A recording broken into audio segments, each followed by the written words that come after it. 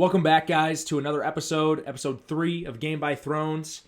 Today, we have a special guest. You know, we're really good friends with him, best friends even. I hope you guys enjoyed this episode. Make sure you grab a throne and listen to the thrones. Chris is going to introduce our guest. So we have Slade Sifuentes on today.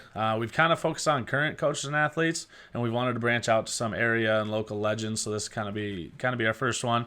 Slade was a 2-time wrestling champ at 195 in high school, a state champ in the shuttle hurdle relay, as well as an all-state football player. So a very well-accomplished Lake Mills athlete. It was a good time talking to him, get a little deep in a couple of conversations. It was a good one. Thank you guys for listening. Hopefully you guys enjoy this. Game by Thrones podcast, episode 3. We are here with the man, the myth, the legend, Slade Sifuentes. How you doing today, Slade? I'm pretty good. How about yourself? Just chilling. Just got the second COVID shot. Hopefully I'm doing all right tomorrow. Immune. Yep. What have you done today, Slade? Have you had any classes, tests, anything? Yeah, I had class at 9 a.m. and then that was about it. I've just been chilling all day, basically. Is it your birthday weekend too, right? Yeah, it is my birthday weekend, so I will not tell you happy birthday. So, hey, for our viewers, for our listeners, we're recording this on Friday, April 9th. Slade's birthday is on Saturday, April 10th. So if you hear this on the Saturday, make sure you wish Slade a happy birthday. He's turning 22. He's getting old on us. He's just the oldest guy. What is that? Is that the Taylor Swift year? As the Taylor Swift year. I don't know about you, but I'm feeling 22. So yeah, perfect. So, 22, but my body feels like 45. Well, yeah, your knees are about 45. That's for sure. We'll talk more about that once we get into the questions here. And first question, I want to address the beef in here. We have some new beef between Slade and Chris. If you guys don't know, Slade is an assistant at GHV, Garner Hayfield Ventura Baseball. And Chris is the head coach at Lake Mills Baseball. So they're going to face each other a couple times this year. I just want to squash the beef right now, okay? I don't want this to be weird the rest of the time. You know, you guys, maybe we're friends turn enemies. So let's just cool it, all right? Between the lines, we're enemies, absolutely. Between the lines, I probably won't talk to him. I do not blame you at all, and I'm sure Slade will just jabber at you the whole absolutely. time. Absolutely. He knows I'm coming. Yes, exactly. So now that we got that out of the way, we can get into the actual questions. So Slade, you know, a lot of the viewers, they know you. We read off your achievements before we started this podcast, and they know you mostly from your Lake Mills days. But for those that don't know you after you graduated from high school, update those people on what's happened since Lake Mills. Wait, hold on. I thought we were keeping this under an hour this time. Yeah, we're trying to keep it shorter this episode. Maybe we don't have time. Do a little spark notes. The whole journey of Slade. All right. I get it. Jeez, I maybe traveled a little bit. Come on. But no, right out of high school, I went to Wartburg. I was there for a year and a half, and that's where I competed and wrestled for a year and a half. And then, you know, things happened. Life maybe took me a different direction, and I went back home. Thought that was the answer, and was supposed to play football with Zach Throne. So, which, you know, I think he's still maybe a little salty about. He definitely did talk to me when I told him now I'm at Loris. Yeah, so you went to Waldorf for a semester? That's weird. I didn't know that. So if you guys don't know, I played football at Waldorf. Slade for a semester. Thought he wanted to play football at Waldorf. Well, from what I heard, he did more playing Fortnite with he some friends didn't hang out with you guys. He played with high schoolers on Fortnite. So it was my brother. That makes it sound that sound so bad. Like I played with my brother. But the joke I always gave Slade after that, you know, I was mad at him for a good few weeks. I did not talk to him very much, and he knew that. And we're best friends, so that was weird not talking to him for a while. But I eventually buried the hatchet. But anyways, I told people that Slade quit Waldorf or wanted to move on because he couldn't handle our off-season workouts. He just couldn't handle it. So he did like three of them. He just couldn't take it anymore. So he's like, I'm done. I'm going to go back to wrestling a way easier sport. So that's the little joke I make. So then Slade, you go to Waldorf, then tell us about your journey there. then from Waldorf, Peanut was looking at schools to wrestle at, and being in the room with him, I felt like I was just missing something in my life, and I think that wrestling has had such a big impact on me that I got the urge to start like kind of looking where he was looking, just because we talked about being teammates again, and I needed to finish what I started, and that was wrestling. That's where that's what I was going to originally do right out of the gate. So I needed to finish what I started, just because I didn't want to be down the road and have to like explain to my future kids, hopefully, that like I quit or something. So I went back and finished what I started. No, we definitely appreciate that. Like, I mean, we like to give you some grief for maybe how you got to there and how you finished it, but absolutely, I mean, it's not easy always to go back and finish something after you've left it for a little bit. So it's a good thing you did. I mean, the best wrestler in Lake Mills history. I don't care what some old heads say. Slade's the best wrestler in Lake Mills history. Yeah, I don't think it's close. I don't care what they say. Or what they maybe would say. Maybe they agree. Well, I don't know. Maybe falled the kid in the finals in the senior year, yeah. So. But let's see. Very average athlete otherwise. Very average athlete. We've talked about the other achievements, just very mediocre. I think like if you're measuring like an average bar, like here it is. If he didn't have wrestling, it might be right below it. But wrestling brings it right up to wrestling brings put him it above average. that average line, exactly. You guys know we're just kidding. Slade was a great athlete in high school. Definitely. You also tried playing football at Wartburg right away too, right? And then just two sports was too much. Yeah, two sports is quite a bit, and I think just my goal was to win a national title coming to college, so I wanted to be in the best situation.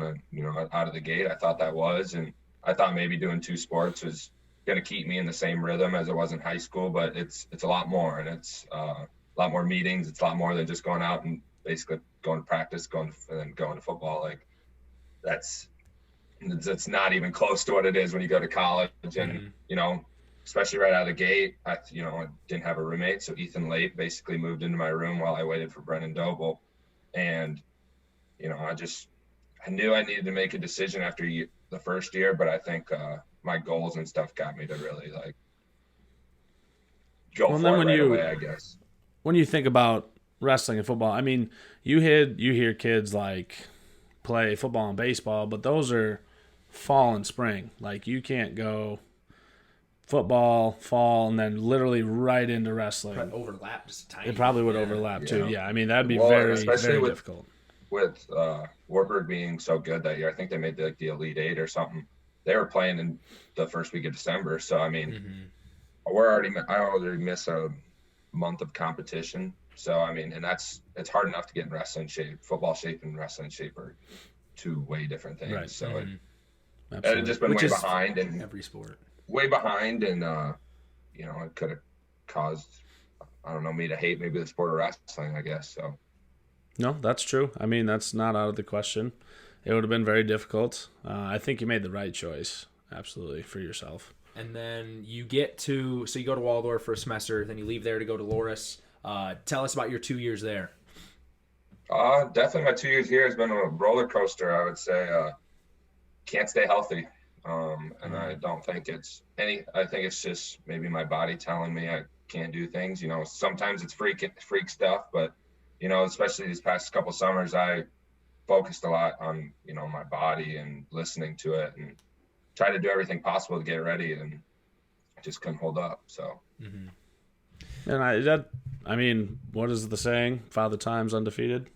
I mean, and that time is different for everybody. It just, whether you don't like it anymore, can't do it, injuries, it catches up with everybody. And for whatever reason, your time was the last couple of years, and that stinks. Yeah, but and I think a big thing of, especially like without my injuries, like the guys here are just, it's way different. It's more my family lifestyle. It's, being able to be on a team with my brother again, like that was huge. And then, got Jacob, all those guys, met DVT, met some of these guys that are now like, are always going to be in my life forever. So no, that's super cool. That's what I like about college sports.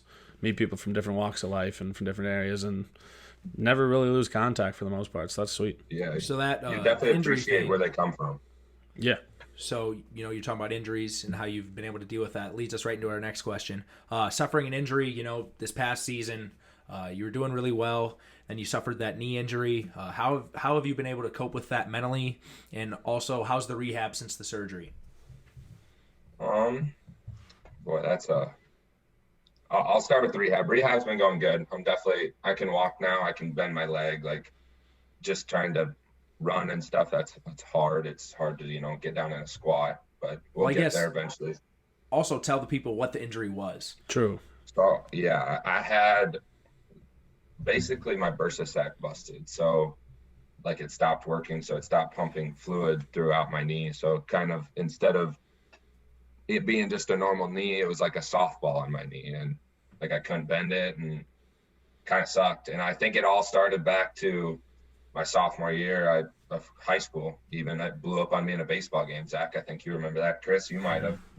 Just how big it got, and that infection definitely, I think, had a part on it, because it never really went away. Got it drained multiple times, and it held up for the most part my freshman and sophomore year at college. But then after last year, then it kind of all of a sudden just started coming back. It won't ever stop. And then I was doing just fine. Felt like I was, doing all the right things. Nothing was different. And woke up one morning and it just had blown up. And, it probably happened the day before, but by the time adrenaline wore off and stuff, woke up the next morning and boom, it was huge. Couldn't walk, and knew that it needed to get fixed. So. And for people that never saw the knee, it was huge. It was just filled with fluid, and it looked painful to try to bend your knee with. It just was not a good thing. Yeah, but mentally. No, you go. No, I'd say mentally, definitely that first week kind of hit me. Like, once I knew I was gonna have surgery, like I knew it was it. Like, I knew that I was not going to win a national title in 2021. And, and I had that goal since I was at home, ever since I was a kid, I wanted to win a national title. And especially once I won that first state title, that's when I knew, like, dreams can become reality, and that can change your entire perspective of something. It's just something that just happens, you fall into. But definitely after that, I knew I couldn't beat myself down. I did that last year when I got hurt, and I never really recovered from it. And so I think finally learning how to deal with that adversity finally got me over that hump. And now it's just, it's life. You just got to move on. You have to be grateful for the opportunity to compete. And I did. So, and now absolutely. It is what it is. I think that leads into the next question that we had is, who is maybe been the biggest influence or influences, if there's a couple in your life? It could be high school, college, when you were young. Is there anybody that sticks out? Yeah, multiple people actually, but I think the first and foremost, my Uncle Michael. Michael. The amount of hours, he took away from his own family, which obviously I'm his family, but his two little girls and his wife, like, is insane. More than probably most dads do for their family, like for their kids inside. He drove me all over, went to Tulsa multiple times. As a family, we traveled everywhere.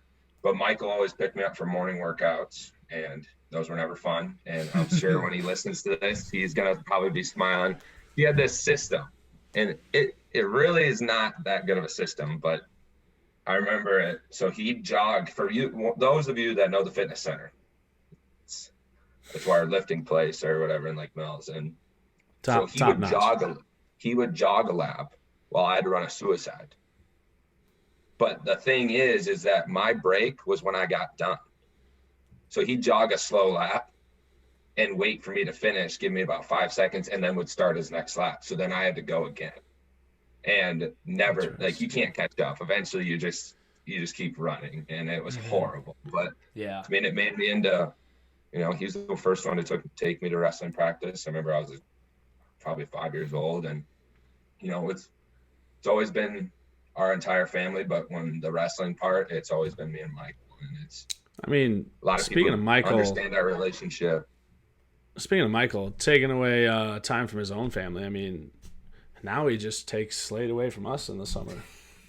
Yeah, Slade will stay over at our house a lot of the times, and Oh, Slade, you working in the morning? Yup. Michael needs me tomorrow morning, so I'll be out of here by 7. But Slade will still be up to like midnight, 1 o'clock. Sometimes later, and then just Hey, don't be telling him just that. Michael, just kidding. No, he's not. Just kidding. Or you're not an athlete anymore, man. He'll take a nap for like 3 hours and wake up, stay up, and then go back to bed. Yep. It's usually the routine. Yeah.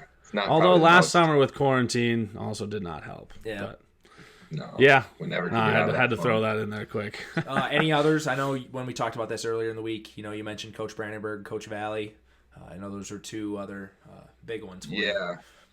Yeah, Coach Brandenburg, I know he came here. I don't even know what grade I was, but I had him for middle school math, I think, for a couple classes, and we just connected right away. I mean, Brandenburg doesn't talk much, and for everyone he's a pretty quiet guy until he gets in the wrestling room.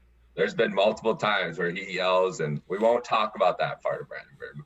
I'll let him by this time, but no, we just connected, and I think first couple of years, we were still feeling each other out, and then junior year, I think we both started to trust each other in the things that we were doing, and we jumped levels, and I think that was great. And like, I was his TA my senior year, and I think every day consisted of, we'd clean the mats, and then I'd make copies, and but we'd watch wrestling, and we'd strategize and what we need to do to beat teams, and it's just, you learn so much from that too. So not only was he, we were watching wrestling, something that obviously I loved, but now I'm like getting ready. He was getting me ready to now see from the coaching standpoint what it takes. And so like now it's like going to be nice and easier to do that from my perspective. And also Coach Brandenburg, huge Washington Nationals fan. I just had to pull up the score. True. They're losing 1-0 to the Dodgers right now, end of 7. So hopefully Coach Brandenburg recovers. Hey, to be fair, he got a World Series. He did get a World Series, kind of a random World Series. But it was awesome. It was awesome. So, it was fun to cheer for the Nationals. Alex, I don't feel bad for you anymore because I've never witnessed a championship. Yep. Nationals. Good for you, Coach Brandenburg. Yeah, so, more people, I guess, just inside the Lake Mills room. Coach Piper, he can't stay healthy now, and I think it all started, from the beat downs I put on him. And he's gonna sit here and be like, "Oh, they were close matches. But he knows the truth. But no, Piper worked out with me all the time. He threw his body. There's plenty of guys, but he every day he knew coming in, like, I wanted to scrap and I wanted to get after it. And, basically beat the crap out of each other. And he definitely made me a lot better. And then Coach Ham is a lot different. He's more of our vocal one, but he's the big strategizer, and he'd always tell me, we need 6 or go out and pin this kid right away. Like, basically he scouted all my matches for state, and we get off the mat and he goes, boom, boom, boom. That's what you need to think about these next, couple hours in between sessions and stuff. And it's like, you can't you don't have a lot of coaches like that. Sometimes, they just don't really understand that. And then lastly, Carl Valley. Quick. I want to shout out Coach Ham, Jamie Ham. He listened to our last episode, texted us. It was awesome. He did. So thank you, Coach Ham, for listening. Yes, hopefully you listen to this one too, because you just got mentioned by one of our guests. And back to that, having a coaching staff in general that cares enough to go out and prep for the next match, the next meet in general, like not just knowing you have talented kids to be like, yep, just go out there and beat them. Like, strategizing puts that kid or team over the top in maybe close matches and meets. So those obviously are very, very good ones to point out. And then Coach Valley is your last one, probably? Yeah, Carl Valley, me and my uncle, I bounced around from a couple clubs when I was younger, definitely wrestled at Lake Mills and stuff, but, we needed to find that next level. And, Michael always believed in me like I had another level in me, like multiple levels. And so finding Carl was the best thing for us. And the relationship I built with him over these last years, like, especially more now recently, like it was started way back, right? The first day I went there, he wasn't afraid to put me with older guys. Like, as a 7th grader summer, going into my 8th grade year, I was wrestling seniors in high school. because he knew like this is where we need to get, like, and it's a relationship not everyone understands, but he's definitely a big reason into why I was successful, and definitely have to thank him for that. And Dr. Dan as well for bringing Carl here to give me the opportunity to get better at wrestling. So. Well, that's super cool. You've definitely had a lot of experiences throughout your life when it comes to wrestling and things like that. So, but to start it all, the one that supported you the whole time, your mom, who was recently married. By the way, congrats. Congrats, Allison. We like Nate a little bit. We'll tolerate him. Nate's okay. Nate's okay. Just a little bit. Just not as long as he puts that fur coat on, right, Slade? I hate that fur coat. We got to get rid of it. I'm sure he'll love that part. But yeah, no, congrats to your mom. What is your relationship like with her? I know it's been you guys for a long time, and obviously Allison's a great person. Mama Bear. Mama Bear, yep. Mama Bear and I, for most of you that don't know, I'm a big mama's boy. I've been a mama's boy since day one. And we're very, very close. And at sometimes, we fight, but I think that's mainly because we're the same person, and she knows it. But love her to death.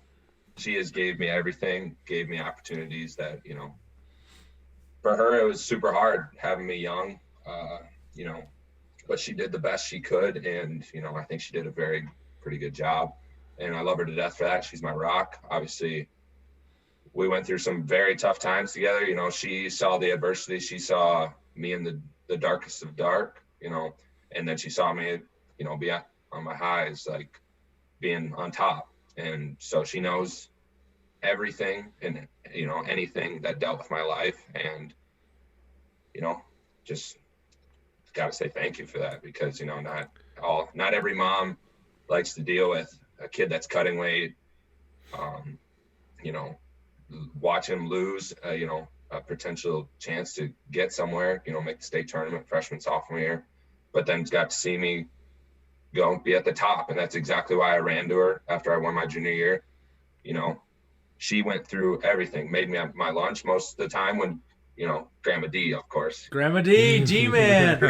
Grandma D, but she knew exactly what I wanted, and she trusted, that everything I was doing was the right thing. And she was hard on me, It was always just me and her, I'm her only. So obviously I have step siblings and stuff, but, when it came to me, and you would know this firsthand, Zach, exactly. Past 12:30, she's hunting. Now it's Mama Bear's mad, and she's coming unless I'm going to Zach's house. But well, that's what I was gonna say. Like, I spent a lot of nights at Slade's house, especially when we were younger. You guys probably know Slade is this 6'3", 225-pounder, big dude, really physically imposing, but has nothing on Allison. Absolutely nothing. Allison will rip Slade a new one. He can't do anything about it. I just got this mental image in my head of them just squaring off, and Slade's just dude. Like He can't do anything. He can't touch Allison, man. Allison puts him in his place. That's funny. Yeah, she does. She's fun, but when I do gets something down wrong, to it. And Slade Allen comes out of her mouth. Slade Allen. It's bad when it's Slade Allen. Time. Slade Allen. That's funny. But that is the first, we've had some good, funny conversations in the first couple episodes. That was the first, deep one, yeah. Sentimental, that was good. It was good stuff. It was good stuff. And so our next question, we're going to ask you about your stepbrother, Caden. That's kind of who you followed, Dolores. You guys kind of both committed there at the same time. Thanks, Caden. Yeah, thanks, Caden. You took him away from me at Waldorf. So Caden's been your teammate for... He's Peanut. He's been your teammate for 6 years now. How is that... Talk about that dynamic being basically a brother. I know he's your stepbrother, but you guys are legitimate brothers. And being a teammate and how they coincide on and off the mat, field, wherever. Yep. And it's actually only 4 years. I told you wrong, Zach. I'm sorry. Is it 4 years? Oh, yeah, that's 4 right. years. Okay. Slade is not a math major. 4 years. Okay. Not a math major. I did coach in there, I guess. So, we consider that teammates. But no, me and Peanuts, I call him Peanut. So I've called him Peanut since he was 90 some pounds as a freshman, wrestling 106. Like, yep, he got the. Are you sure he was 90 pounds? Are you sure he was quite 90 pounds as a freshman? You might have been soaking wet, maybe soaking wet. He's grown a lot since then, man. That's true. Yeah, he's gotten big. So, but no, our relationship, you know, we'd obviously been around each other for probably 10 plus years before we got into high school, but it definitely it changed when he came to Lake Mills, and we got super close, and you know, can't take that away, and you appreciate that, because especially, like, I don't know, it's just me and Peanut rolled together, and we clicked right away. Like, obviously when he came freshman year, and we'd never gone away from it, but I think we pushed each other because he was super good on his feet, and you know, he always would tell me how many takedowns he can get all the time. You know, that's all I could hear about is takedown, takedown, takedown. Where I was more the pinner. Like, I took him down, and I wanted to, you know, on and off right away. That's what we need to get to. But no, we tried to I think we just tried to push each other, and I think it's never stopped. It's a little bit different in college. You know, you kind of have to branch out a little bit on your own, and he knows that. And, you know, if he maybe set down the dooskies a little bit, he'd probably, you know, he'd reach some new goals of his, you know, and I think he's just got to commit to it. You know, his body's been pretty healthy so far, so he just needs to get over the hump and, you know, make some noise. So, but no, relationship's awesome. Can't imagine not only being on a, you know, high school team together, but you just have to be now grateful that we're on a college team together. Not a lot of brothers get that, you know, and it's something you can't take away. It's something like, it's just so memorable and special, you know, every day, even though that you're going through some pretty intense, grueling practices. Yeah, no, it's an experience you're going to have for the rest of your life. Like you said, not many siblings get to, one, even play in high school together, and then also go to the same college and compete as well. So that's really cool. And this next question, for the viewers, I've already said it, you know, me and Slade, we've been friends, best friends since 5th grade, Mr. Duggar. I think that's when we really hit it off. Became awesome friends after that. Best friends ever since. And I consider Slade a part of the family. Whenever we take a family photo, Slade's always mad that he's not in it. we got you in a couple. Well, hey, it's true. There's been a couple. It is true. Melanie considers you part of the family as well. So, but going off that, this guy, he's been kind of, you know, he's 7 years older than us, you know, kind of the too cool kid, you know, when we're in 5th grade, he's a senior in high school. Duh. He doesn't want to associate with us 5th Why graders. would I? But nowadays, you know, that we're older, in the past couple of years, you guys have actually grown pretty close. So just, I don't know, kind of tell us about that. You and Chris growing in your relationship, friendship, through golf, you know, baseball, all those things. Like, talk about Chris and your relationship. Yeah, me and Chris's relationship, kind of like a roller coaster, especially on the baseball field. And I think we'll start with that, and then we'll climb up, because yeah, we'll go up from there. On the baseball field, you know, for most of you that don't know, I mean, Chris is obviously a very good baseball player, first team All-State in school history. Now Casey's. I was the first All-State player. It wasn't first team; it was second to one of them. Okay, so I mean, All-State baseball player, and you know, Chris was just out, you know. He was out for me. I'm going to say it. He was out for me. I was not out for you. You brought it on yourself. So, hey, for the viewers that can't see what I'm doing, I'm pointing to my mouth right here. That's what Slade had. He had a mouth on him. He'd always just backtalk Chris because he knew him. He knew him besides baseball. He knew him besides baseball. Yeah. So he knew that he had a little bit of wiggle room. You know, maybe talk back here and there. I think there was I don't want to do this bunting drill. I'll never bunt. Screw you, Chris. Type thing. I believe there was a comment at first base one time that said, did you ever go to state in anything? Well, in my personal experience, at first base, that is a very touchy subject. Yep. I told Slade, fine, not helping you for the next game. Yeah, so Slade, he had a little mouth on him. You know, Chris tried to coach him up. Slade it was a stressful game, if I remember correctly. Yeah, I'm sure. But I was in a slump too, and if anyone who plays baseball, nobody wants to talk to anybody when you're in a slump. Every other game, Slade. Just still. I'm just kidding. No, but definitely at the start, I didn't listen to him very much, but you know, I definitely started listening to him when I, which was actually thankful enough that Chris wanted me as a one of his assistants for baseball, and it was awesome. I learned so much from Chris, and it's exactly why I'm, in an assistant spot now. And it's just learning the game of baseball. And he taught me so much behind, just practices. You have to get a relationship with your, kids, obviously, that's a big thing. And it's hard enough for Chris because he's not in our school building right now. He's over teaching at Forest City, and he still, continues to now, like last year, win a conference title. And it's like, that's hard enough because you're not even with these kids throughout the day. Like Brandenburg gets to be with the kids every single day, where Chris isn't. So he's doing something that, not a lot of coaches can do. And that's, keep producing wins when you're not with your students for 75%, well, probably even more than that, 85% of the time. Yeah, no, and that year with you coaching was awesome. What was that, 2 summers ago now, 3 summers ago? 2 summers ago. So I was working on the windmills then. The windmill summer. Yeah, it was a great time. Slade, obviously, we've definitely grown in our relationship over the years. Like now going back, should I have accepted him? Now he's just going to take my ideas to a rival school. That's true. Now you guys are turned enemies. So anything that Slade learned about you behind the scenes, he can kind of use it against you. Hey, just remember what I always taught you, okay? Your swing should not be level. It should go down. Swing level, down. Teach you opposite of what actually should. Hit grounders. Yes, you Yeah, ground grounders. ball all the time. Don't hit the ball in the air. Yeah, no. Definitely Congrats to you though. Yeah, thanks. It should be a fun summer. Even though we're competing against each other, I think it'll. I've already penciled it out. It's going to be a good time. Oh yeah, it's June 4th for everyone. You guys are going to be fun too. You're going to be fun to watch. Yeah, it's at Lake Mills. They're coming. The cards are coming.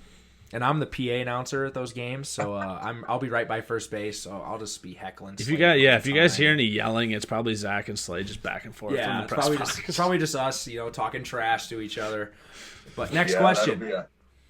Next question, buddy. How were you able to be so successful at every sport in high school? Like we talked about at the beginning, you were successful in football, wrestling, track, and baseball. 4 sports. Not many people even play 4 sports, much less be extremely good at all 4 of them. Talk about the physical, preparation and how you're able to handle that mentally. Preparation, I think any coach would agree that it starts in the weight room. And I started in the weight room when I was very young. Michael started me right away. So I think, every sport is different. Football, it's physical.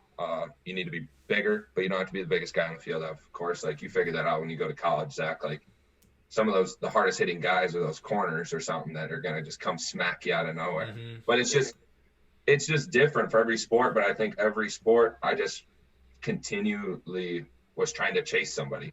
Like you and Charlie and Luke, great baseball players, and am I great? And I never wanted to be. I would never wanted to be beat by you guys, and that's. Yeah, we were best friends, but at the same time, I was just a competitor. I wanted to win everything. So then in the wrestling room, you get beat. You get beat every day.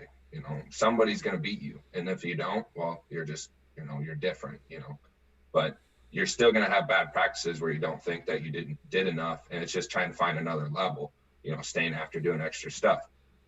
Where, every sport, I wanted to be the best in, and I strive to do it. And I listened to my coaches, and I listened to Michael on the standpoint of like, you need to go work out. Like in the summer, it wasn't just,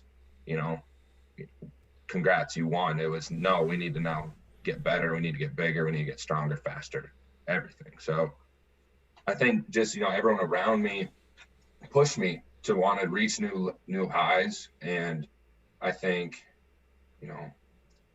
everyone had a purpose on, out there, but I wanted to be the best. And I think, it kind of sounds cocky, but it's just what I wanted to do. And I wanted to continually be better than everyone. And that just wasn't on our team. It was in the area. It was we're competing against everyone. And then of course, wrestling and track too. we got to do it against the state. You know, I want to try to be the best in the state, and definitely once you start to realize that you can do it, you buy in and you do a lot more than what other people think you're just doing, and that's just going above and beyond. And it sounds cliche, but it's you got to find what's going to work for you, I guess. Yeah, and what'd you say last week? Your former coach's quote is what? Competition breeds excellence. I mean, absolutely. And just being the competitors we all are, like, you never, like, when I took up and you took up golf last year, was it fun to go out there and be bad?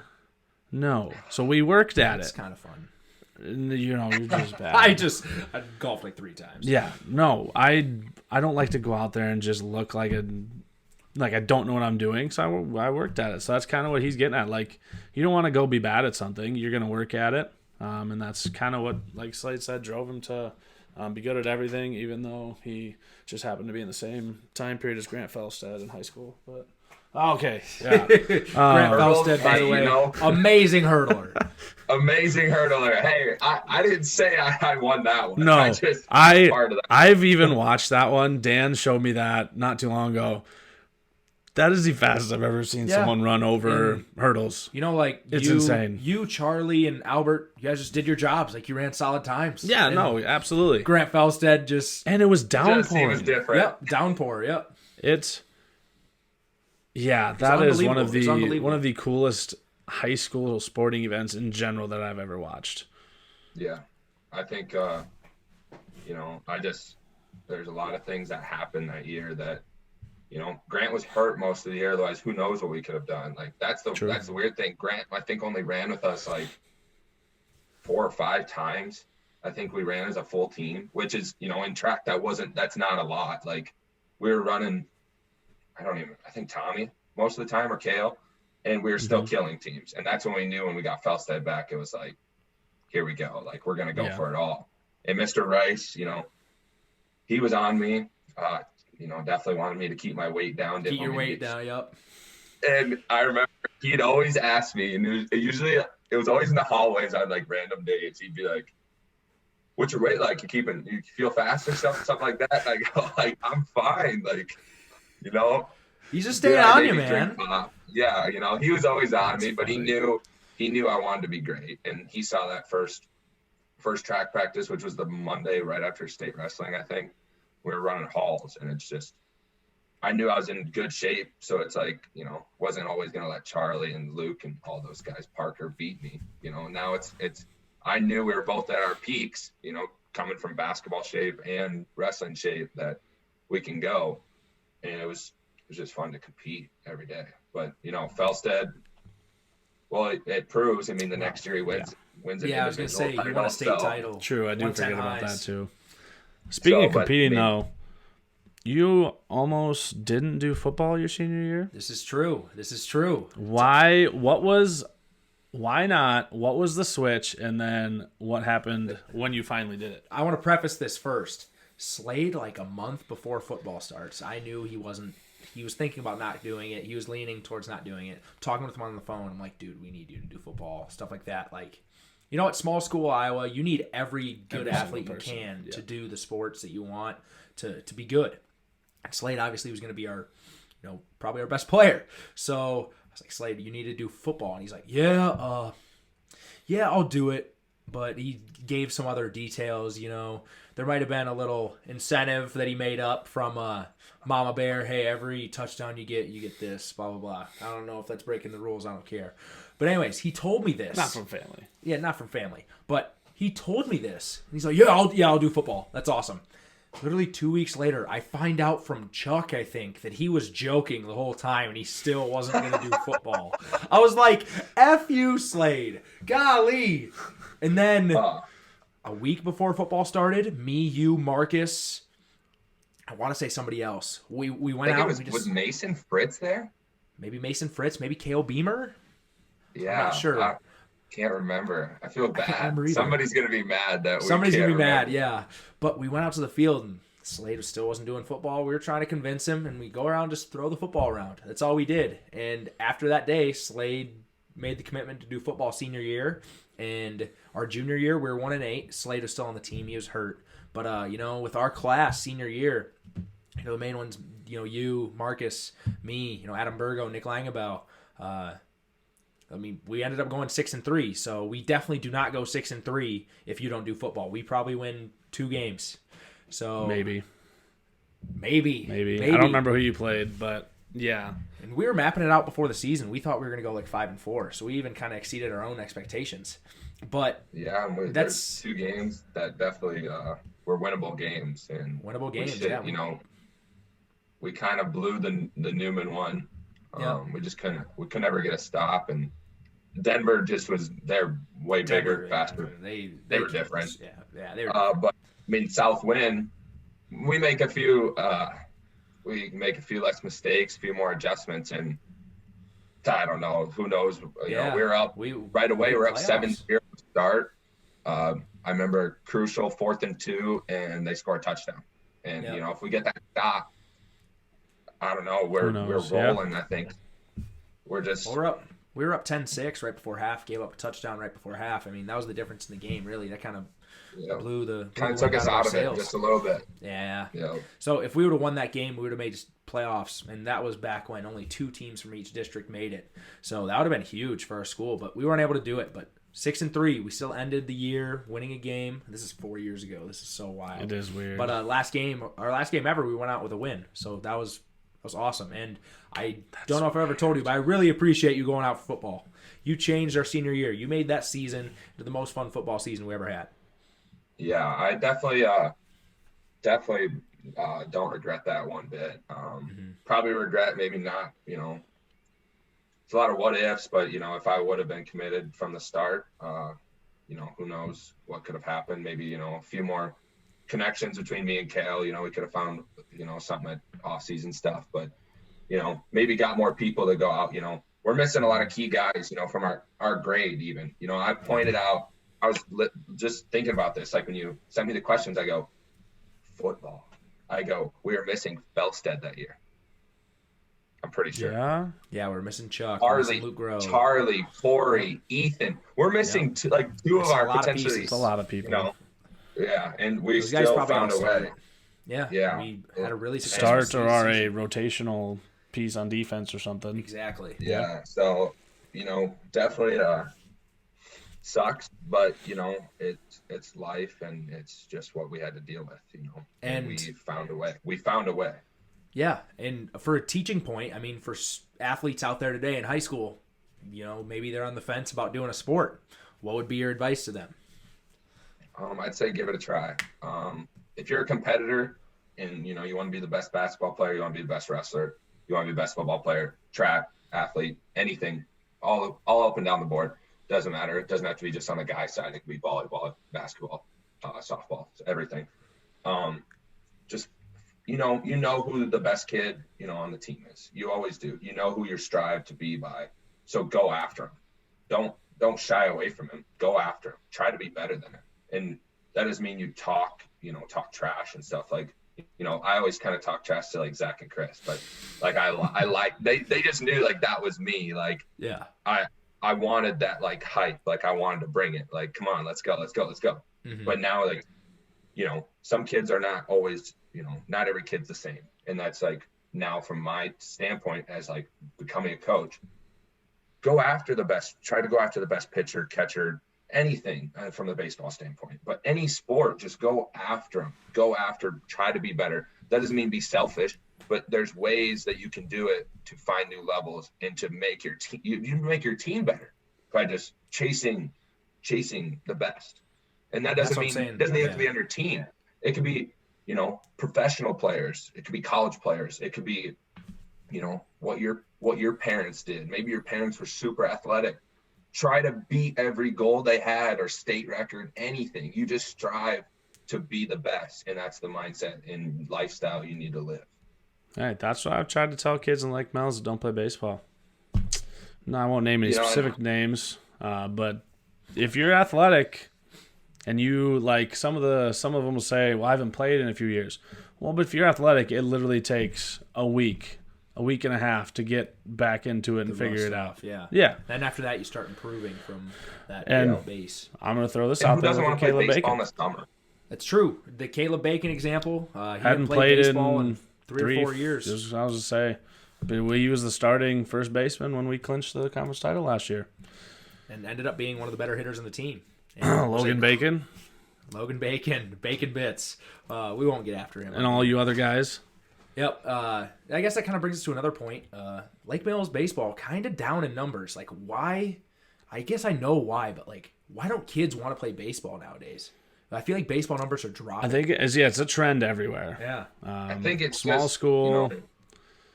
We are a small school, and every team's gonna fit experience stuff like this. Like, what was it? It was our freshman year, Zach? We had 33 guys out for football. Like, that's really not that much when you're trying to run a junior year. So yeah, that's 33 true. strong. 33 strong, and it's like 11 guys are out on the field, but you also have to JV team, 22 of the guys, and sometimes some kids play both.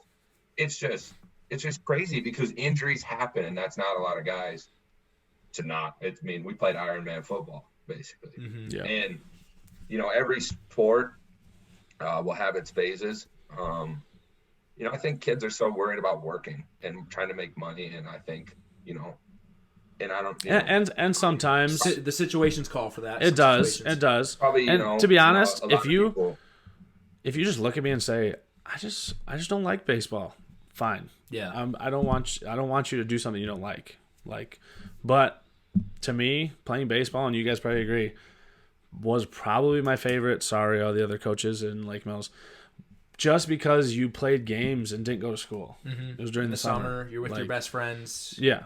You go stay at their house, go to practice, go to game, whatever, and then go do the same thing the next day. Mm-hmm. But yeah, there's my little spiel of.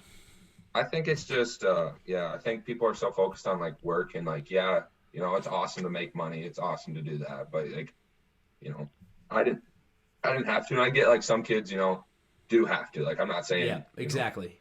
I'm not pointing out the kids that actually have to work and stuff, but I think correct. That's the excuse you hear all the time. I want to work. I need to make money, and it's you have your whole life. You got your whole life to do that. You're gonna miss out on potentially something great, all because and some of these kids are even good, and they don't go out. And now I think that's just more of a selfish standpoint, because now you're hurting the team, by not going out, whether you're good, bad, average, you have a purpose on the team.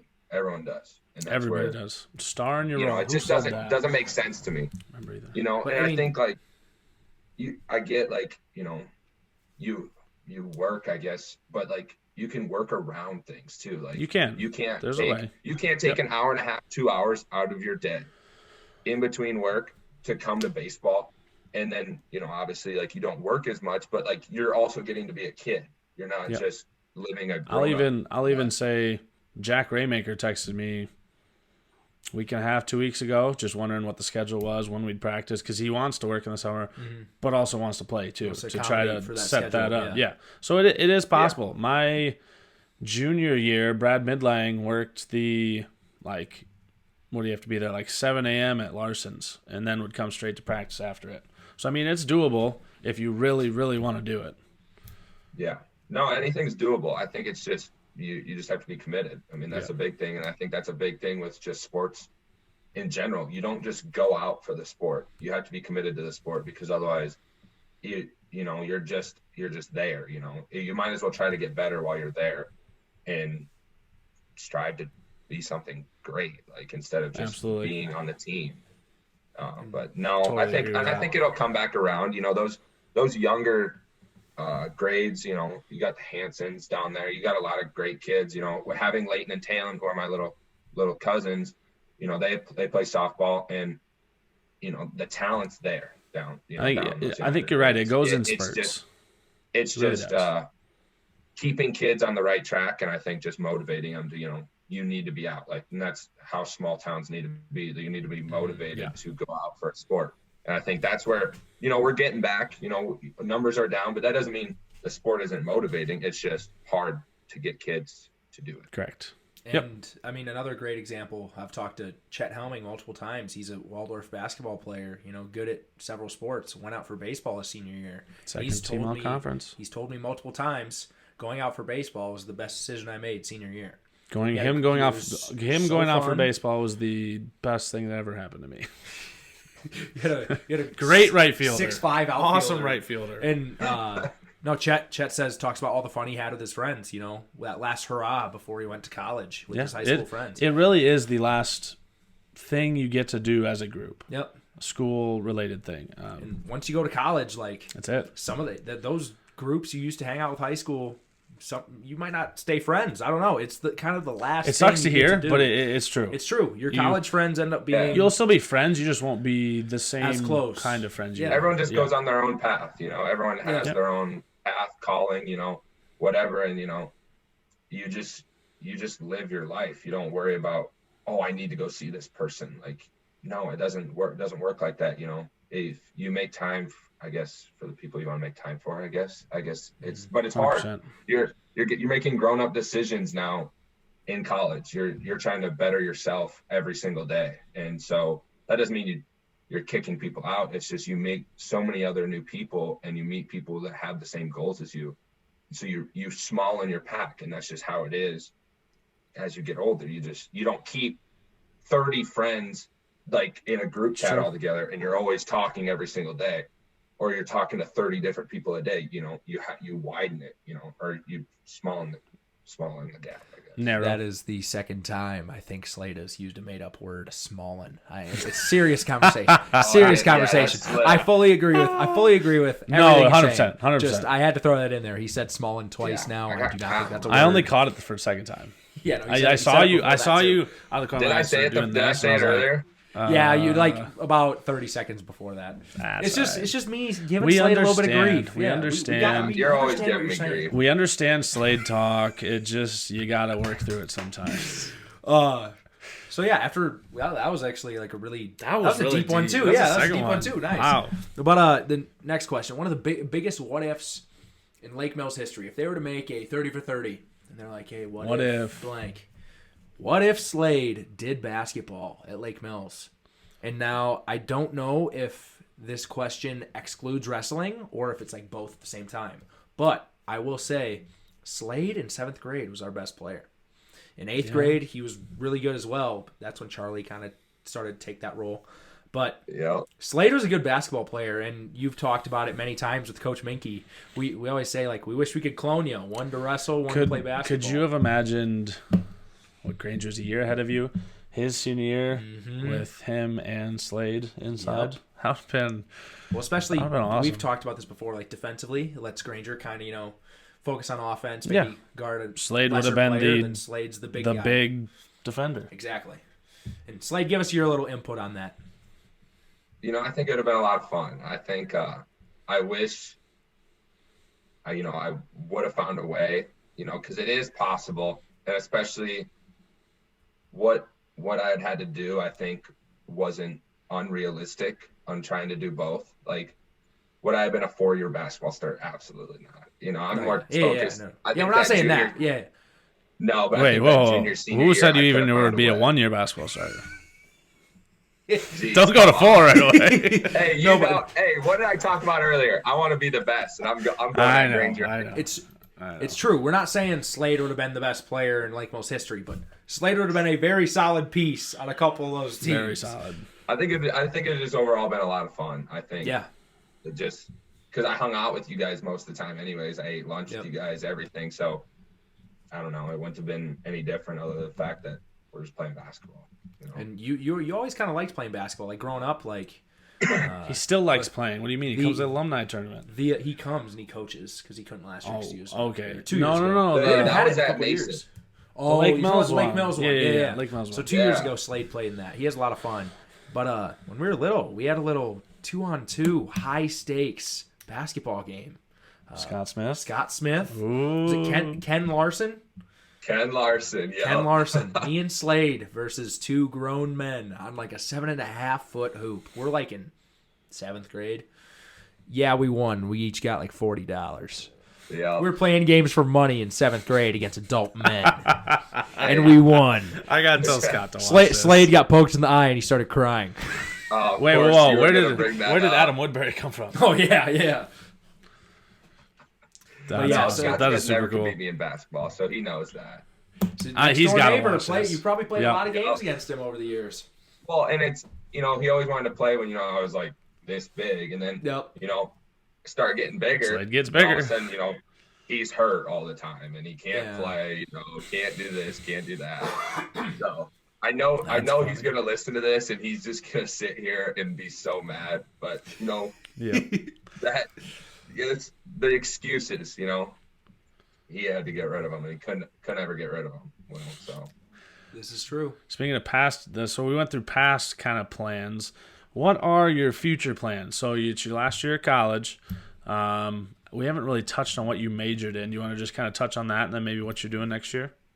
Yeah. So I guess next year I still have another year. I have a 5th year. So, but next year, I guess I'll start with what I'm doing.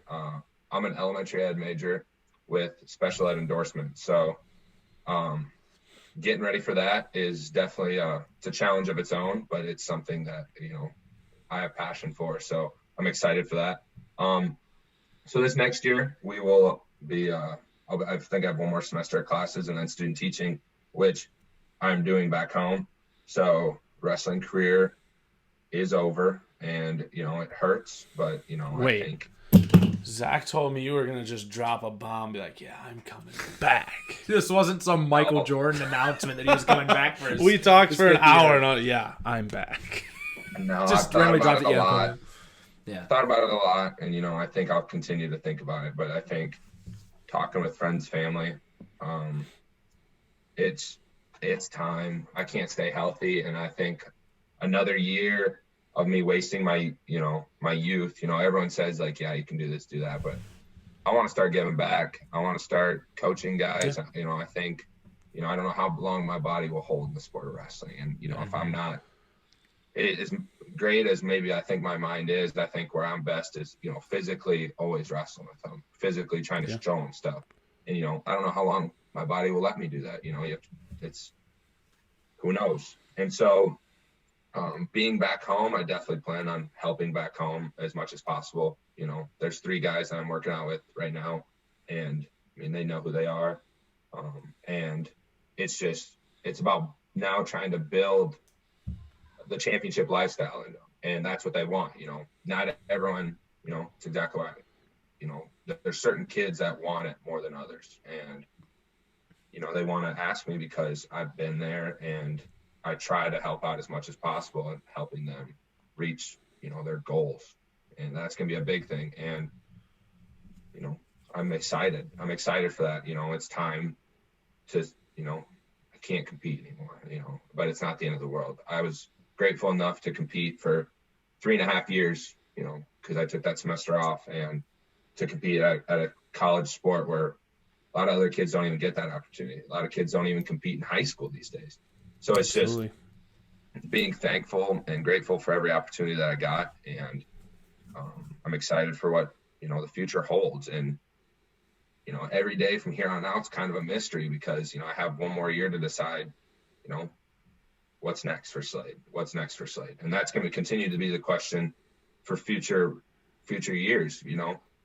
I do envision coaching wrestling, obviously. Other sports, I'm not afraid to coach other sports either. Obviously, I'm already going into baseball. Anywhere possible is, a potential suitable spot for where Slade could end up. And that's it's always going to be a question mark. And I think, even as close as, I am with people, only I know what's next. And I think that is the best thing for everyone, I guess, because I don't even know what's next, and I'm excited for that. And everyone else should be excited because I want to keep reaching out to kids. I want to keep building kids to reach their goals, their potential, and not just as an athlete, but, build great men. I think a big quote, that stuck with me ever since, I think Mr. Blazer showed me that, like the Ed Thomas story. He talks I literally knew it was going to be the Ed Thomas book. I literally knew it. You read that book like 4 times. Dude, it was so good. It's just, it makes an impact. But he goes, like if all I taught, I think, them is how to, tackle and block or something like that. Like I failed as a coach. And that is true. Like if all I teach these kids is how to, push, just push the limits, I guess, like, and go after your goals and stuff, and they're not great people, then I failed. Like it's time, I'm different. I guess I always, I joke around and stuff like that. But, when it all comes to being like reality, I guess, you want these guys to be great men. You want these guys to be great people in your community and have people realize that, like that they're good people, that they're not just, arrogant, jocks or whatever. Yeah, that was very good. Very long-winded answer, and I love it. Yeah, this has been... We tried to keep it under an hour, or about an hour, but we're already... We didn't really expect hour, so. The deep conversations we got into for a little bit. So, for the rapid-fire round, let's make it rapid. Yeah, we always say it's the rapid-fire round. This is going to be rapid really this time. Rapid. So, we're thinking like 1, 2-word answers, and you got Not 1, 2... You can say a sentence. You can say a sentence. Okay, you get what I mean. All right. But then after that, we're going to go to the draft, and you guys don't know what it is yet, but hopefully you guys that's a good one. This. First one. Best wrestler you have faced in your life? I think that's pretty easy. My junior year of high school, I wrestled Gable Steveson. By far the most physically, mentally draining experience of my entire life. It was awful, but it shaped me for my senior year. He was the best wrestler in the world at the time, and he's now still doing crazy things. Just won a D1 national title, and now just beat out multiple world medalists, to make the Olympic team. So yeah, he won the Olympic trials, right? Yeah, and I see him winning Olympic gold. It's just by far easiest answer, Gable Steveson. All right. Okay, so number 2. This is gonna be a little bit more of a fun one. Who wins in a wrestling match, you or Papa Joe? And I'm gonna say my money's on Joe. Chris, you want to put your prediction in? I've never wrestled Joe. I've wrestled Slade, and it really hurt. I'm gonna go Slade. I got my money on Joe.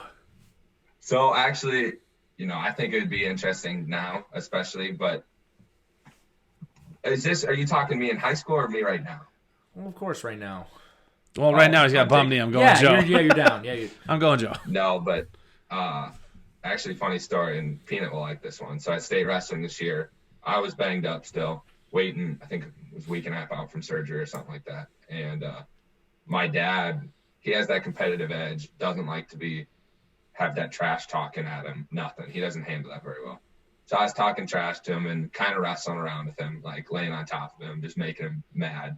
And Zach knows it. Like I'll wrap his arms and like I'll hold both of them, and so they can't move. And I'll get so close to their face, it really bothers a lot of people. And my dad got up and he goes, "No, let's go," and we wrestled right there. And he ended up popping a rib out. So I think. Oh my Lord. I think Peanut knows. And Peanut always the best way he describes it, and I wish that like he was here right now, because he'd go, it was like 2 oxes just going at each other just constantly. And he goes, until one ox just couldn't handle it anymore. Those are That's 2 really funny. Huge dudes. 2 really big guys. That is awesome. I don't care about that story. I'm still putting my money on Joe. Joe Sifuentes. If you're listening to this, my money's on you. Give me some money. You're gonna be losing money. You're gonna be losing money, big man. So Slade, how fast is your IQ? I hate you guys.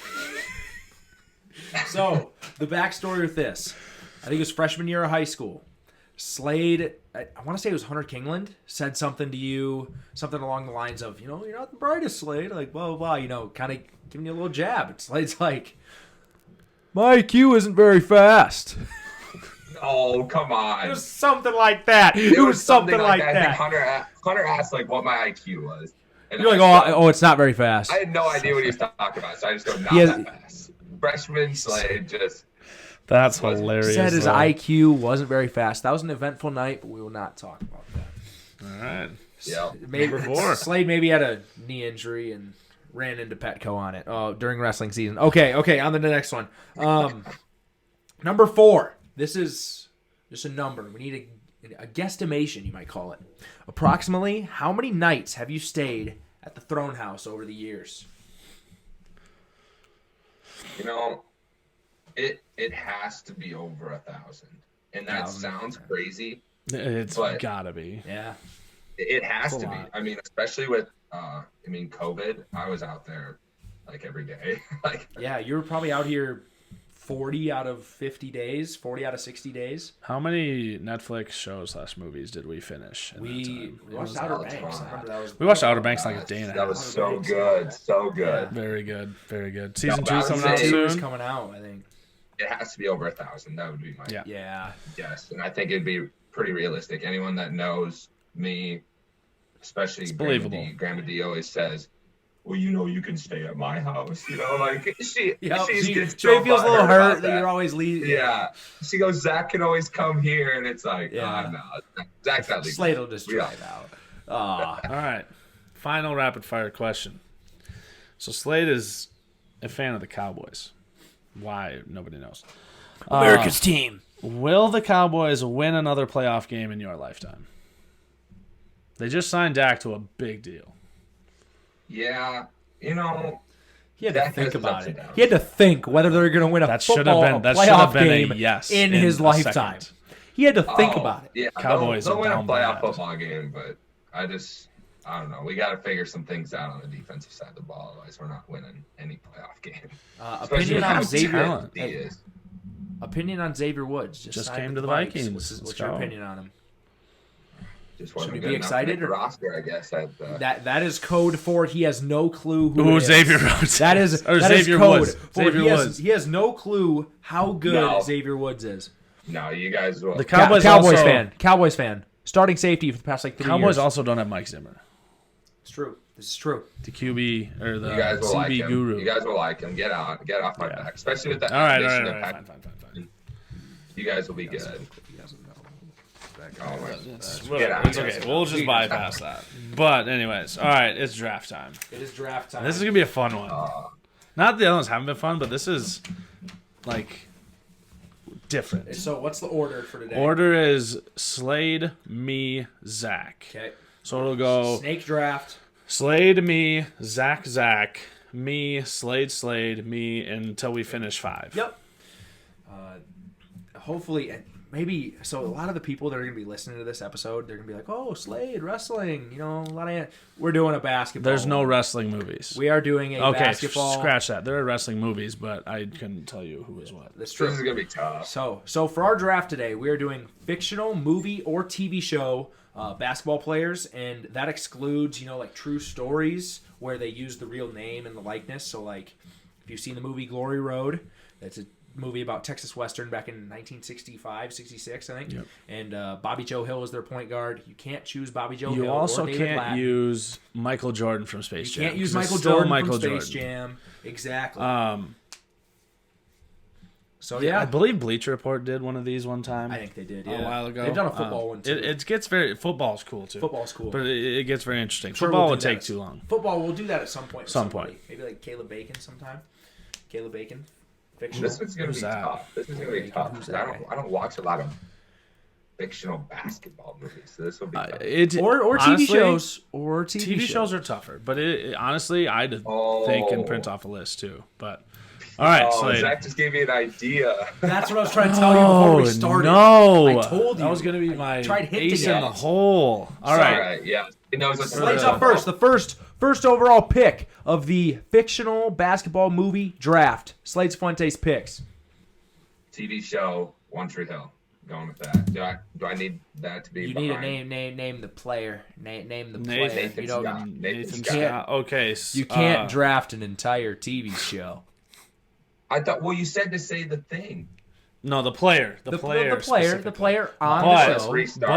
But that was no. You already got Nathan Scott. Yeah, you got Nathan Scott. Nathan Scott. We know what you meant. Yeah, we know what you meant. But secondly, that was my ace in the hole for 3 or 4. You took him first overall. First overall. Hey, you respect it. It's his favorite show. Okay. Is it your favorite show of all time? All right. No, Teen Wolf. I'm rewatching Teen Wolf. Teen Wolf! It's Great so show. good. If you've Teen never Wolf seen is it, so go good. watch it. Teen But Wolf is no, very good. now I understand what you're Yep, Ooh. yep. These lists, So- by the way. So second overall, Chris is up. Do I want to steal Zach's thunder? Do you want to steal my thunder? Yeah, you're not doing that. We already talked about this. Oh, no. You said that you don't. I couldn't even tell you who I was drafting because you didn't want to know. Okay, true. Okay, do it. Just kidding, though. We're going to go Second overall pick. Neon Boudreaux. Blue Chips. Blue Chips. Shaq's character. Shaq's character in that movie, he's a beast. What, he gets a car from... No, they offer him a car, and he says, no, I don't want it, because he was, like, the only clean one. Dude, but I'm breaking backboards. That comes to me. All right, third pick coming out. Third pick coming out. I'll be right back in, like, 5 seconds. All right, so... This is ridiculous. We can like, still see Zach. you can see him here. I'm trying to like make a door, but like obviously the third overall pick in the 2021 fictional basketball player draft is Jesus Shuttlesworth. Lincoln High Jesus School. Shuttlesworth. If you don't know, that is He Got Game. That is Ray Allen playing him. Ray Allen plays him. Best player Top in the country. player in the country, Top player I in the believe, country. in high school. Yeah. So also a very good pick. And you have the fourth pick. I do have the fourth pick, and I feel like this is the best pick in the draft. I didn't even take the best pick with my first one. I just wanted to wear the jersey. Kind of ridiculous. Fourth pick in the draft, Calvin Cambridge from Like Mike. The guy is literally, what is he, 13 years old, 12 years old? The man is literally Michael Jordan in a different body. Okay, but you want to know what? He's You wanna know literally what? Michael Jordan in a different body. Do you want to know what? You want to know in Space Jam when the big guy goes into the monster's locker room and sneaks in the locker and tries to get it? Well, Okay. I'm going to have my own guy do that and go cut up his shoes, and then he's a little kid again. Well, guess what? So, boom. Guess what? Done. The shoes might break, but I'm taking pre-broken shoes, Calvin Cambridge. Pre-broken shoes. Pre-broken shoes, Calvin Cambridge. All right, That's all the right. best pick of the draft. He is the best player on this board. He's literally Michael Jordan in a 5'5" body. Do you know what I'm going to do? What are you going to do? I'm going to pair up the movie partners. You're taking Tracy Reynolds? No. Oh. My movie partner. Oh, you're taking Butch McRae. Butch McRae from Blue Chips. Penny Hardaway played him. Fun fact, Shaq actually, when they filmed this movie, Penny wasn't in the NBA yet. He was about to get drafted. Shaq was already on the Magic. And apparently when they were filming, they just let him play. They didn't have any really choreographed parts. Because they already knew how to play. Yeah, that's awesome. And Shaq loved playing with Penny so much on the movie set, he basically requested or demanded that the Magic somehow get him in the draft. Because he said whenever he put his hand up, Penny was passing the ball to his hand. That is awesome. Whenever he wanted the ball in the post, Penny got it to him. Hey, that's a 1-2 combo right there. I mean, what the heck is Calvin Cambridge going to do in the lane on Neil Boudreaux? What did Michael Jordan do to Shaq in the paint? That's all. Yeah, that's my answer. Okay, fine. Yeah, I mean, Okay, fine. to All be right. fair, I don't know if he did that much against Shaq. It was more like Patrick Ewing. But still. With the sixth pick, Slade, you are up. And you get 2 in a row. Ooh. I think I'm going to take Jackie Moon. Mostly because I love Will Ferrell so much that I'm going to take him. It's a lost. perfect pick. He's done. He's out. Quit now. Now, if you want a promoter, if you want to make a lot of money, Jackie Moon's your guy. Yes. Gordox, Jackie. I'm picking Jackie Moon only because. Hey, Will player, Ferrell. owner, coach. Player, owner, coach. That's all you need. Right. He's 3 guys in one. Slade picks Jackie Moon. All right, I do love that movie. Yeah, that great movie. Awesome Great movie. One of the most quotable sports movies. Hilarious. Oh, All right. yes, by far. Slade, you have You guys another are one. drafting like good teams here. I'm just like out here just having fun with it. Yours might be more entertaining, though. You might low-key just win this. But anyways, you got another one. I doubt it. But I'm going to pair him up with Bugs Bunny's Space Jam. Let's go. Let's go. Come on, baby. Does That Bugs guy- even just make a going all basket? in. Does He's Bugs just even going make a all in. basket in Space Jam? Lola I think he makes a Lola couple. I does. think he makes a couple. Okay. Maybe? I don't Makes a know. couple crucial shots when you need Oh, them. assist. Hey, I'm not a basketball player. Oh man, who do I want? Nobody's gonna take him.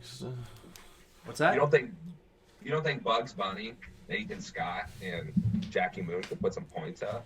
Oh, they're gonna Maybe if you get Jackie Moon to they're the gonna free do throw something. line. I don't know about points up, but Free throws are actually the best part of my game. Hey, Jackie creates the whole new play. The alley-oop. How are we gonna stop the alley-oop? I mean, Jackie Moon, just don't send him to the free throw line. You're good. Free throws are Automatic. actually the best part of my game. Automatic. Oh boy. So Chris is up okay. now So with I've got like a 2 guard and a center. Yeah, what are you gonna go with here, man? What are you gonna go with here? I'm Pick gonna something easier. go with I'm gonna get a point guard. Sidney Dean is Wesley Snipes and White Man Can't Jump. Yep. Sidney Dean. All right, pick. There's a reason why he's playing street ball. He can handle the rock. Yeah, no, it's because he's not good enough. No. He's obviously Am I up? I'm up twice now. He's up twice. This is where There's a few picks. This is where it gets sketchy. There's a few picks like, here. This is where it stinks for me. There's really a few picks here. My third pick of the draft. Where is it? There, here's another page. I am going to take Jamal Jeffries from Juwanna Man. He was in the NBA, ends up getting kicked out of the NBA, so he pretends to be a woman and joins the WNBA. Still a man playing in the NBA. Yeah. Hey, Jamal Jeffries, he's my guy. All right, so you got a point guard, a shooting guard, and Finding a way power to play. forward. Talk about finding a way. Is he a power forward? Whatever. Yeah, All I right, don't know. I don't you got know. another one. So I was thinking about. I was down to 2 guys. Down to 2 guys right now. Should I name the 2 guys or no? That don't matter. Okay, I'm down between Antoine Tyler from The Sixth Man Love that movie. and Jimmy Chitwood from Hoosiers. I might take Jimmy. I'm gonna take Jimmy Chitwood because the man literally doesn't miss a shot. He went beast mode. He does not miss a shot in the whole. I don't think in the whole movie, even when he's shooting in the You background. think it's Air Bud, but come on. That's what I said the other day, but then That Zach was goes, low-key his Airbud pick. is also a liability on defense. He's a liability on defense. He's not going to contest He anything. can't move side to side. He's not going to. Yeah, he can't move side to side. I thought the same thing because he doesn't miss, but then like You know what? Fine. Maybe I'll give Air Bud a shot. It's all about an opportunity. you might as well at this point. All right, number 4 for me. Yep. Is going to be Quincy McCall. Love and Basketball. I still haven't seen Love and Basketball. I've heard it's a good movie. It's I still good. haven't seen it. I assume the guy's pretty good in it. Double or Nothing. Isn't that what It's a line. yeah. It's a line I don't movie. get it. I don't get it. So Slade, you have your Last 2 picks. 4th and 5th pick. Final 2 These are your picks. last picks. Yep. Has Lewis Scott been taken yet? Luke Scott, Lewis Scott. Lewis Scott, Celtic Pride. I've never seen that movie. Haven't seen it so either, we have a but- list here Neither with have I, some stuff. But Fair no, go he with it. hasn't. I think he might play for the Celtics in the movie. Yeah, I was about to Celtics were roast you good if back you in just the called day. Luke. I thought he was gonna play. Yeah. Yeah. So yeah, from Celtic Pride, Lewis Scott. I believe he's an NBA player. It might be played by an NBA player, but I'm not Kinda looks sure. like it. Finish it off. Slade, your last pick, man. Oh, with the last pick, I gotta go with my boy Air Bud. Gotta go with him. Slade's You guys gonna win think- this just because he's got the most random. No, but like Slade has the most pull. Slade Slade is does have the most drafting pull. the just most ridiculous team of all time. So people are gonna be like, "Oh, I want to get behind that," True. even though they get killed. In true. 3, I don't know. You're somehow gonna win this poll. Okay, No, You're I'm up. I gotta finish mine off. I have my last pick. Kenny Tyler's still out Pick there. wisely, brother. Pick wisely. Has anybody ever seen the Basketball Diaries with Leonardo DiCaprio? No, I haven't. I haven't seen this one either. But that guy's a good actor. Finding Forrester? Nope. I have not seen Finding Forrester. What you got, man? What you got? Let's go. I won this draft so easily. Oh my gosh. Am I missing a page here? No. No. So we're just gonna go with. What are you gonna get here, man? You're taking a long time here. Yeah, no. I mean, this is tough.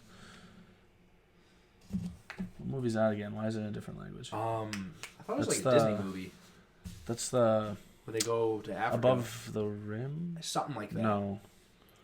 I don't know. It's something like that. Okay, but we got it. We got a pick here. Yep. Oh, we're there's going- Above the Rim. That's Above the Rim. That's what I thought.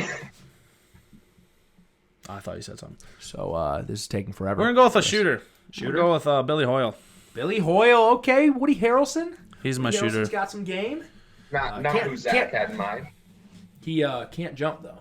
Can't jump, but I have the jumpers. Can't jump. He actually does slam home an alley-oop in the last scene. That's true, but I have the bouncers already. So yeah, I'm just gonna take home this little old draft here. I looked up a list on my phone and I forgot they made this into a movie. Oh no! I forgot a guy. Can I change my pick? If it's not my same guy. Okay, if you don't take it, I'm changing my last pick. Okay. Okay. I'm taking Uncle Drew. No. It's a movie. Uncle Drew's a movie. He plays Uncle Drew. He's a beast. Uncle Drew is a beast. Kyrie Irving plays him. Let's go. My team wins. Doesn't even matter who you pick. Uncle Drew. Last pick of the draft. Steal of the draft. Pretty good. I feel like that's cheap. How is it cheap? It's literally a movie. Uncle Drew. He plays Uncle Drew. You can draft the Kevin Love guy in that movie. No. Okay, then don't. Ty Crane. Ty Crane. That's a good pick. I like that. That's a Coach Carter. He's that really good player. He was the next LeBron James. Yep, next LeBron James. That's a great pick as well. Not as good as Uncle Drew. Oh yeah, I forgot about Uncle Drew. So yeah, hey, that wraps up our draft. All right. I'll read it off. Yeah, well, because here we go. Because I win, so I'll read it off. So Slade picks Nathan Scott, Jackie Moon, Bugs Bunny, Lewis Scott, and Air Bud. Chris drafts Neon Boudreaux, Butch McRae, Sidney Dean, Quincy McCall, and Ty Crane. That's kind of, like the not as well known but still good players, you know? Yeah. And I have my boy Jesus Shuttlesworth. Who got you that jersey? Jesus Shuttlesworth. Did you? You did. I don't remember. I don't remember that. I did. Second, Calvin Cambridge. Literally Michael Jordan in a 12-year-old body. Then Jamal Jeffries, Jimmy Chitwood, and Uncle Drew. So Jamal Jeffries is from Joanna Man. Jimmy Chitwood from Hoosiers. Uncle Drew. Here's the reason why Slade might win too. Ours are less known unless you've seen the movie. Anybody that will vote on it knowing basketball knows Jesus Shuttlesworth. No, I know. I'm just saying his overall. He literally has 2 animals on his team. I know. Trust me. I know. He literally has 2 animals. And if you Bugs maybe Bunny 3 and if you Air include Bud. Jackie Moon. Hey, He's an animal on the court and in the recording booth. He made the top single. Exactly. All right. Well, that was a good one. That was a very good one. We don't really have an outro written up for you, Slade. But obviously, dude. you're one of our closest friends. We want to thank you for joining us. Yeah. It was a great time. Love to see you go to Garner, but love to see you Get an opportunity. Get your foot in the door, doing something that you like to do. Yeah, it's been a great time. Obviously, you're one of my best friends. Actually, my best friend in this lifetime, and I love you, brother. I'm glad we had you on for the 3rd episode. The door is always open, except when it's locked and we didn't know you were coming. You call me to unlock the door. But, hey, enjoy your birthday tomorrow, April 10th. Wish Slade happy birthday if you're listening to this. Happy pre-birthday, Slade. Happy pre-birthday. Any closing remarks, and then we'll close it out.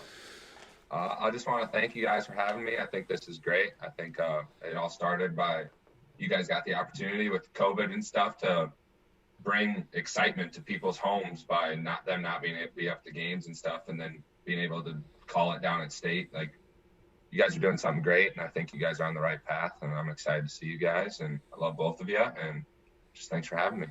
Yeah, thank you, man. Thank you very much, Slade. This is episode 3 of Game by Thrones with Slade Sifuentes. Thank you guys for listening. See ya.